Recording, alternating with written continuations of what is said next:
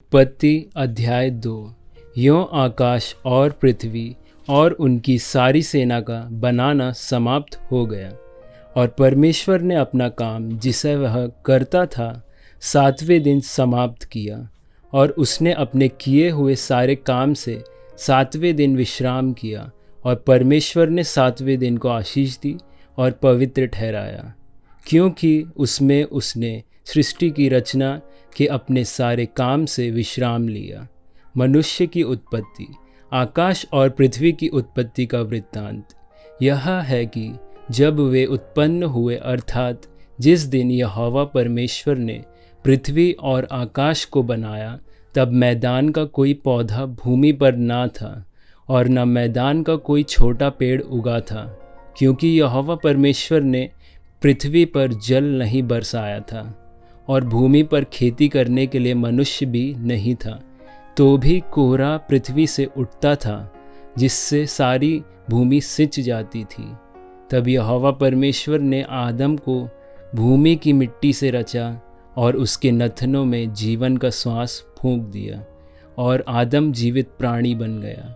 और यहोवा परमेश्वर ने पूर्व की ओर अदन में एक वाटिका लगाई, और वहाँ आदम को, जिसे उसने रचा था, रख दिया। और यहोवा परमेश्वर ने भूमि से सब भांति के वृक्ष, जो देखने में मनोहर और जिनके फल खाने में अच्छे हैं, उगाए, और वाटिका के बीच में जीवन के वृक्ष को और भले या बुरे के ज्ञान के वृक्ष को भी लगाया।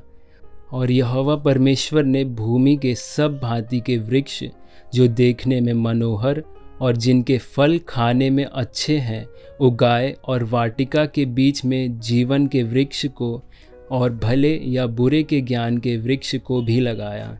उस वाटिका को सींचने के लिए एक महानदी अदन से निकली, और वहाँ से आगे बहकर 4 धाराओं में बँट गई। पहली धारा का नाम पिशोन है। यह वही है जो हवीला नाम के सारे देश को, जहाँ सोना मिलता है, घेरे हुए है। उस देश का सोना चोखा होता है, वहाँ मोती और सुलेमानी पत्थर भी मिलते हैं। दूसरी नदी का नाम गीहोन है। यह वही है जो कूश के सारे देश को घेरे हुए है। और तीसरी नदी का नाम हिदिकेल है। यह वही है जो अस्सुर के पूर्व की ओर बहती है। और चौथी नदी का नाम फरात है।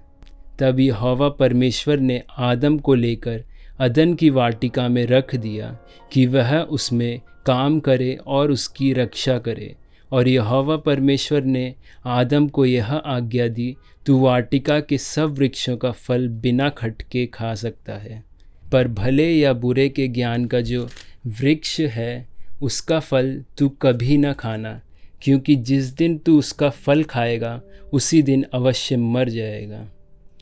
फिर यहोवा परमेश्वर ने कहा, आदम का अकेला रहना अच्छा नहीं, मैं उसके लिए एक ऐसा सहायक बनाऊंगा जो उससे मेल खाए। और यहोवा परमेश्वर भूमि में से सब भांति के बनेले पशुओं और आकाश के सब भांति के पक्षियों को रचकर आदम के पास ले आया, कि देखें कि वह उनका क्या क्या नाम रखता है।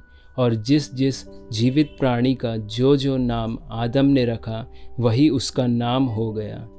आदम ने सब जाति के घरेलू पशुओं और आकाश के पक्षियों और सब जाति के बनेले पशुओं के नाम रखे, परंतु आदम के लिए कोई ऐसा सहायक ना मिला जो उससे मेल खा सके। तब यहोवा परमेश्वर ने आदम को भारी नींद में डाल दिया, और जब वह सो गया, तब उसने उसकी एक पसली निकालकर उसकी जगह मांस भर दिया। और यहोवा परमेश्वर ने उस पसली को, जो उसने आदम में से निकाली थी, स्त्री बना दिया और उसको आदम के पास ले आया। तब आदम ने कहा, अब यह मेरी हड्डियों में की हड्डी और मेरे मांस में का मांस है, इसलिए इसका नाम नारी होगा, क्योंकि यह नर में से निकाली गई है। इस कारण पुरुष अपने माता पिता को छोड़कर अपनी पत्नी से मिला रहेगा, और वे एक ही तन बने रहेंगे। आदम और उसकी पत्नी दोनों नंगे थे, पर लज्जाते ना थे।